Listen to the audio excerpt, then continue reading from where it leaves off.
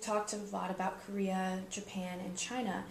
Do you think there's something Asian about this path to economic development? You talked about the Confucian history a lot in these countries.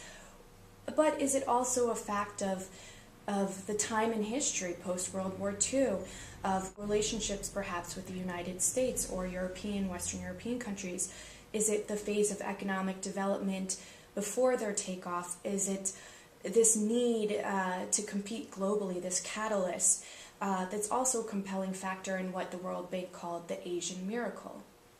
Well, it's awfully tempting to conclude that this is an Asian, or in the terms that I've been using, a Confucian phenomenon.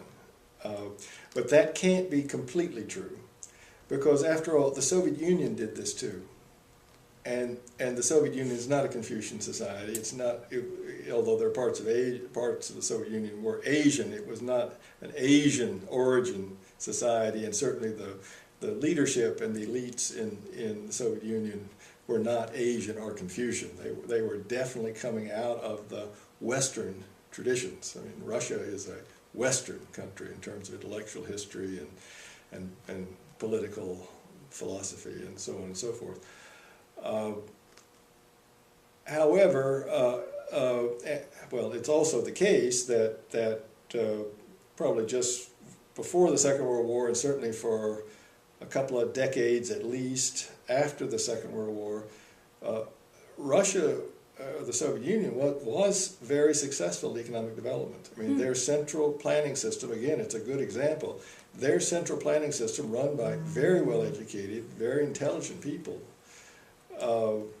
were able to bring the Soviet Union out of poor country status into middle-income ranks. There's no question about that. So the ability to centrally orchestrate this process is not unique to Asia. It's not unique to Confucianism. It can be done anywhere where there's a capable group of people like this. However, as the Soviet example showed, even more dramatically than the Asian cases, because it was a much tighter controlled system.